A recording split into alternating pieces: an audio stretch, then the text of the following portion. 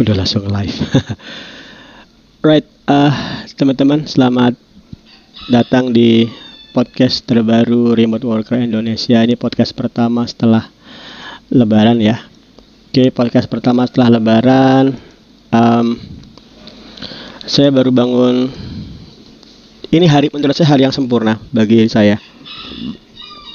Pertama, ini adalah di hari setelah Lebaran, di mana saya bisa bangunnya jam 4, setengah 4-an, bisa sholat tahajud sebentar, kemudian bisa sholat jamaah subuh di masjid. Karena saya lagi zaman COVID seperti ini, saya lagi ngurangin masa-masa jalan-jalan sholat jamaah ke masjid. Nah, kemudian juga yang menarik lagi adalah ini adalah persiapan saya yang pertama untuk bootcamp onsite di Jogja.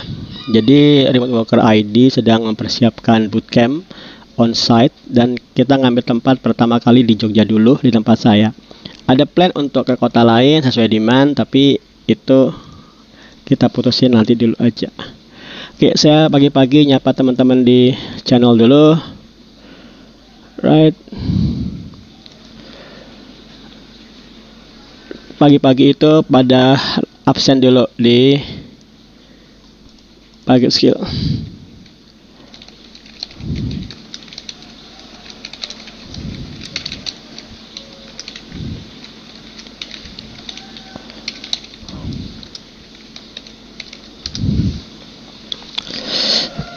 Nah, pentingnya kalian bangun pagi jam 5 itu adalah pertama, otak kalian masih segar, fresh ya kan. Kalau yang lagi kantor berarti sebelum jam 5 pagi, setelah subuh itu sebelum kalian berangkat kantor, kalian fresh dari, kalau nggak yang ngantor di jauh-jauh di tempat lain, mungkin kantor fresh dari kemacetan. Kemudian kalian fresh dari masalah kerjaan. Kalau yang kampus, kalian fresh masalah kuliah. Fresh banget. Nah, kalau kalian bisa manfaatkan waktu dari jam 5 pagi sampai jam 7 aja, itu udah 2 jam loh ya. 2 jam itu kalau kamu belajar dari nol, belajar Python fundamental, kamu udah sampai di perulangan loh itu. Penting banget. Nah, dalam konteks kalian bekerja untuk remote work, kalian harus tahu bahwasanya mencari waktu luang dan meluangkan waktu untuk belajar itu dua hal yang berbeda. Saya sering ulang-ulang ini ya, karena ini memang resep utama untuk kalian upgrade skill. Kalau kalian merasa cukup dengan hanya belajar sesukanya, sesempatnya, maka nggak akan ada masalah kalau sebulan hanya belajar 2 jam misalnya. Ya kan emang sempatnya cuma 2 jam. Lainnya sibuk kantor Pak kok, sibuk kuliah. Tapi kalau kalian meluangkan waktu, kalian bisa tiba-tiba sebulan ngabisin waktu 40 jam loh. Itu lumayan banget, keren banget itu untuk belajar. Sehari 2 jam. Cukup sampai Senin sampai Jumat aja. Oke? Nah, kalau kalian sudah meluangkan waktu untuk belajar, maka yang bisa kalian lakukan adalah kalian fokus meningkatkan skillmu dalam konteks menembus remote work. Kalian nggak boleh lah ya mempertahankan status quo. Status quo itu maksudnya seperti ini. Contoh ya, kalau kalian buka ke Upwork, kali ini misalnya kalian saat ini skillnya itu di DevOps. DevOps itu orang-orang yang ngurusin infrastruktur server, tapi mostly secara software. Jadi nggak ngutang-ngatik kabel-kabelnya lagi, nggak. Tapi misalnya gini, ada tim software butuh mengembangkan aplikasi mobile, backend-nya itu dengan Django. Nah, kemudian backend Django ini perlu dideploy ke AWS, Amazon Web Services. Nah, itu bukan hal yang mudah loh ya, mengatur segala kebutuhan server untuk aplikasi mobile untuk backend aplikasi mobil yang jalan di AWS itu bukan sesuatu yang mudah. Banyak sekali konfigurasinya. Itu baru AWS. Nanti misalnya kebutuhannya ke GCP, Google Cloud Platform, kamu pelajari hal yang baru lagi. Belum lagi kalau ke Azure dan lain sebagainya. Nah, kemudian dengan skill DevOps ini, kemudian kamu mencoba mencari job, katakanlah AWS ya. Ini ada AWS DevOps, kita cek. Seberapa banyak job AWS DevOps? 655 job. Ini tuh berarti setara dengan Django ya. Coba saya cek. Django itu sekitar seperti itu. Oh, enggak ya, malah jauh. Django 900-an, tadi 600-an. Berarti jauh. Django masih hampir 2 kalinya si DevOps. Kalau mungkin setara dengan Flask. Ya, setara dengan Flask. Padahal Flask itu framework yang simple banget loh ya. Nah, padahal dibandingkan dengan DevOps itu kompleks banget. Skala kompleksitasnya lebih tinggi DevOps. Nah, oke, kamu dengan keahlian DevOps-mu, kamu mempelajari, berusaha mencari job di Upwork. Kita coba lihat. AWS Solution Architect. Kalau ada interesting job, ini jobnya berarti si klien membayar lebih dia untuk Upwork, sehingga dia muncul di atas. Dan dia berarti ini kemungkinan waktunya bisa lebih lama dari mostly kan dia job-job ini disortir berdasarkan waktu 3 jam yang lalu ya kan. Terus ini 3 jam yang lalu. Nah, kalau kamu lihat job yang ukurannya beberapa jam yang lalu, ini berarti keyword ini nggak panas ya, nggak hot. Coba contoh misalnya saya Python aja. Kemungkinan dalam hitungan menit. Oke, kalau interesting job berarti dia muncul 5 jam yang lalu. Nah, ini job-job yang lain 6 menit yang lalu ya kan. 14 menit yang lalu. Jadi kalau kamu belajar masa aku sebaiknya pelajarin DevOps atau Python. Kalau kamu kontaknya pengen dapat job remote, maka pelajarinya Python dong. Kenapa? Ini 9.000 job. Kemudian tadi 600 ya DevOps. Ini 9.000. Kemudian postednya 6 menit yang lalu. Berarti banyak banget. Ya kan? Apa ini? Biarin. Menarik. Nah, kalau gitu gini, kalau gitu apakah aku sebaiknya belajar Python? Kalau konteksnya kamu ingin mendapat pekerjaan dari rumah, kemudian saat ini skillmu katakanlah DevOps atau apapun yang jobnya nggak terlalu banyak, maka kamu wajib belajar Python. Dan kamu tidak boleh berkata, tapi aku sudah terlalu sibuk, masa kok belajar Python? Aku sudah merasa cukup dengan apa yang aku belajar sekarang. Nah, itu namanya seperti ini. Status quo. Status quo itu adalah artinya kita lebih nyaman dengan zona yang kita punyai sekarang dan nggak mau ngubah-ngubah karena sudah nyaman. Contoh seperti ini. Kasus tadi ya, misalnya katakanlah kamu sekarang nguasai DevOps. Kamu di sini skill banget dan nggak ada yang mempertanyakan skillmu di sini. Kemudian tapi saat kamu coba menembus remote work, kamu mulai kelabakan. Kenapa? Ternyata meskipun aku sudah skill banget di DevOps, mencari job remote work nggak semudah yang aku bayangkan loh. Ternyata jobnya nggak banyak. Kemudian job-job yang DevOps itu kebanyakan juga menyarankan aku untuk membuat aplikasi. Dan itu make sense. Seperti ini. Jarang banget kasus di mana klien itu, hey, aku punya aplikasi, tolong deploykan. Nggak ada seperti itu. Saya malah belum pernah ngalamin deh. Saya mau bilang jarang apa nggak ada ya. Saya anggap asumsi saya nggak ada aja ya. Nggak ada seperti itu. Hey, aku punya aplikasi sudah jadi nih, tolong deploykan. Nggak ada. Kenapa? Karena umumnya klien itu, hey, aku punya masalah, tolong buatkan aplikasinya. Tolong sekalian developkan. Ya kan? Kecuali, nah ini ada kecualinya. Kecuali kamu klien itu adalah perusahaan yang dia memang menspesialisasikan pengembangan aplikasi ke developer dan kemudian konfigurasi server ke DevOps. Tapi sekali lagi, saya jarang menemukan itu. Mostly dia orang minta kalau kamu sudah bisa buat aplikasi, tolong deploykan sekalian dong. Nah, itu artinya teman-teman, kalau kamu berusaha mempertahankan status quo-mu tentang keahlian DevOps-mu dan nggak mau belajar yang lain karena merasa sudah nyaman di DevOps, maka kamu akan mengalami banyak sekali kerugian karena pertama, job yang untuk DevOps itu nggak banyak, dan job untuk DevOps butuh kamu belajar program juga. Jadi kamu harus tetap belajar programming. Coba kita cek ya. Oke, ini ada DevOps for check what requests are pressing our server. Sorry, saya langsung aja payment yang verified aja ya, biar nggak job-job yang ngacak-ngacak muncul. Oke. Version Azure Expert. Need a junior DevOps to help with containerization and deployment to AWS of micro prototype project. Coba lihat.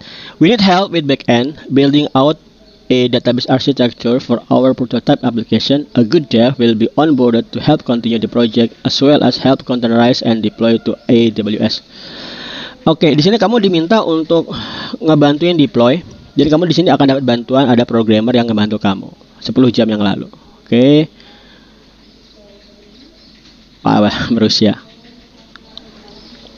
14 jam lalu. Ini berarti sudah anu banget, sudah dingin loh ya, sudah dingin banget. Nah, nggak banyak kan? I have a Python project 20 jam yang lalu using Django. I need to establish a continuous integration, continuous development pipeline to deploy the app in AWS. Oke. Ya, di sini kita lihat job-jobnya sudah ada aplikasinya dan minta di-deploykan.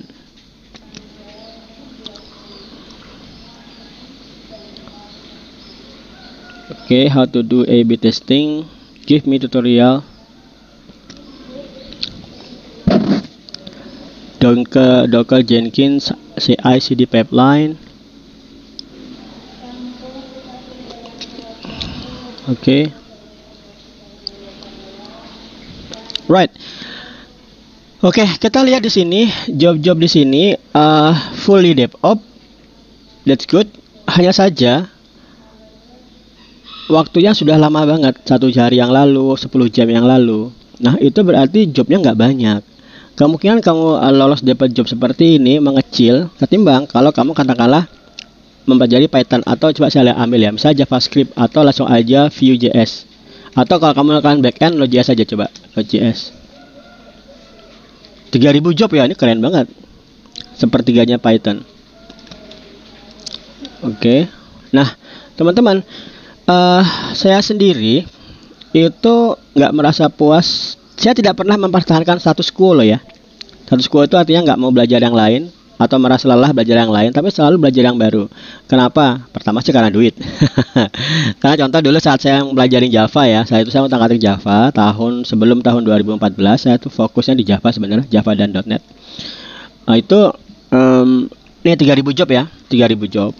Kalau saya mempelajari sesuatu yang 3000 job dengan saya yang mempelajari sesuatu yang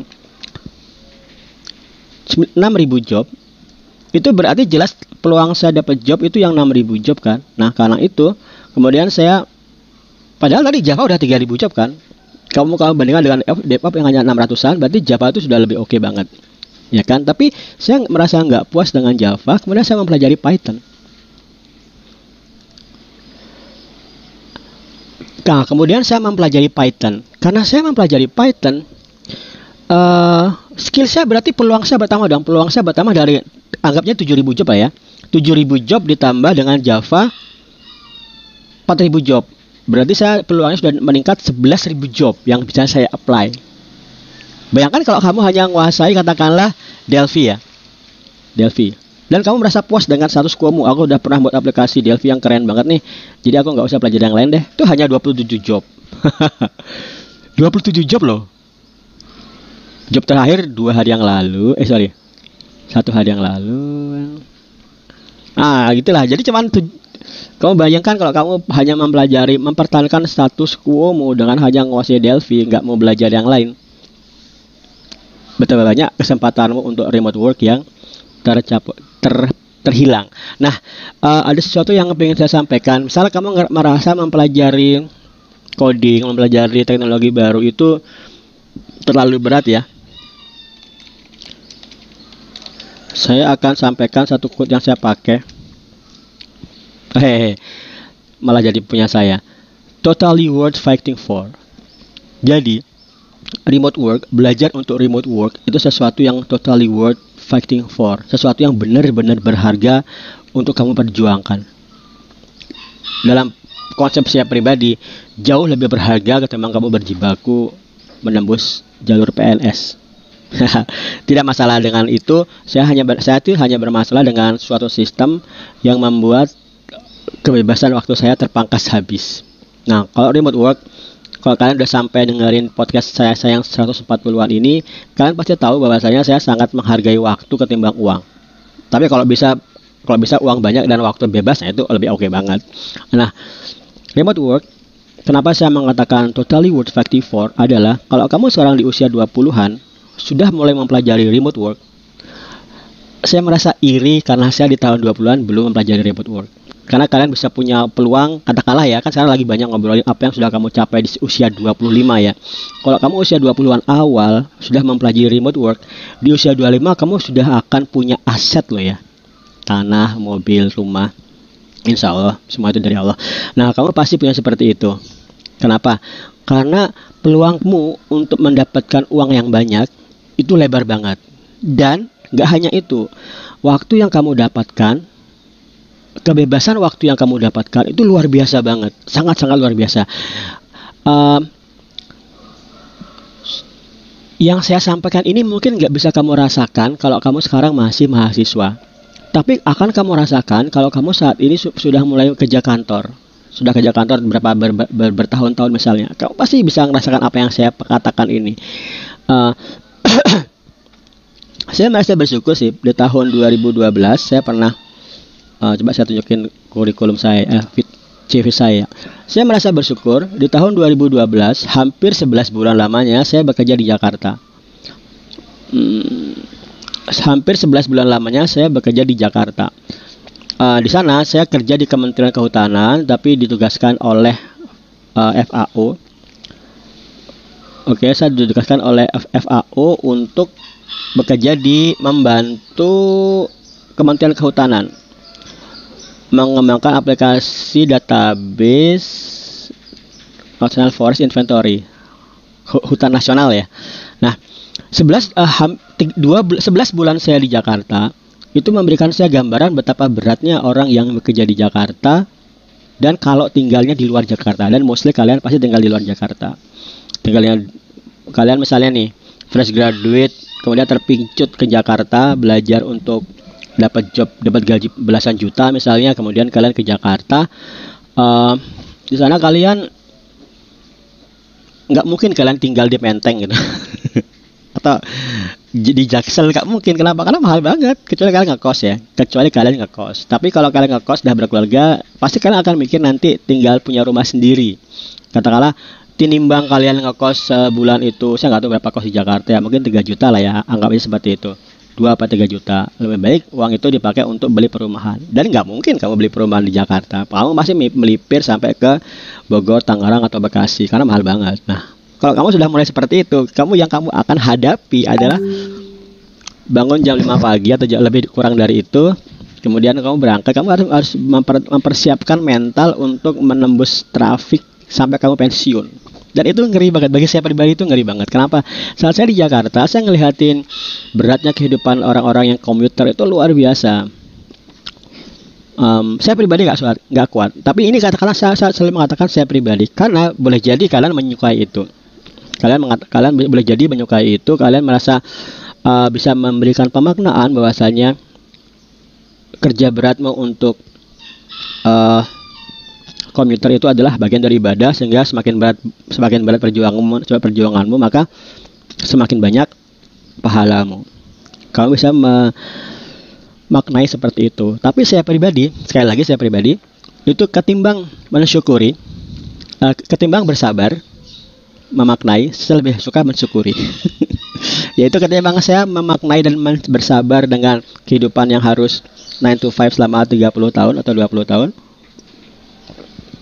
Lebih baik saya mensyukuri saya tinggal di rumah, melihat anak-anak berkembang, membangun bisnis saya sendiri, kerja di rumah ke perusahaan luar negeri, bergaji ribuan dolar, tetap di rumah di kota di mana saya dilahirkan atau saya belajar, dan tidak perlu harus eh menempuh kehidupan komuter yang 9 to 5, berangkat jam 5, pulang jam 9 malam.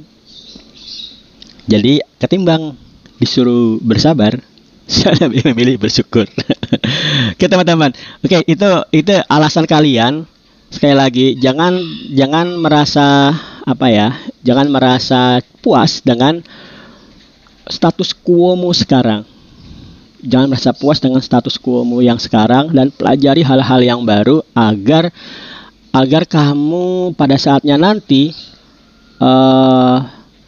bisa menempuh kehidupan remote work, yang kehidupan itu adalah kehidupan yang saya pribadi satisfying banget, fulfilling. Sorry, saya ambilin contoh gambar saya kemarin ya.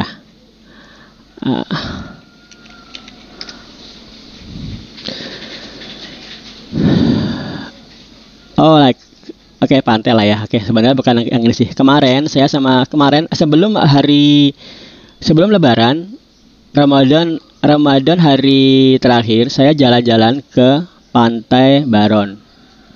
Teman belum muncul di sini. Kenapa perlu saya sampaikan? Karena itu akibat saya remote work. Saya di rumah, saya nggak perlu mikir mudik ya. Karena kan mudik tuh kemungkinan kalau saya nggak remote work, saya harus mudik.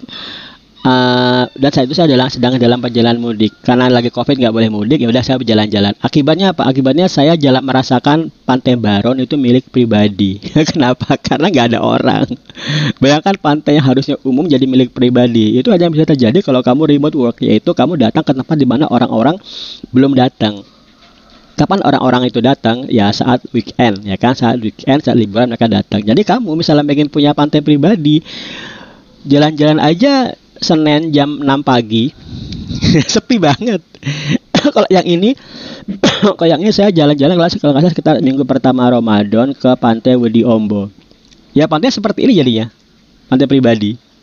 Oh ini Kelayar, Wedi Ombo. Nah itu teman-teman, ini akibat remote work, dimana kamu punya waktu luang kapan aja untuk melakukan apa aja. Oke, waktumu bisa diatur.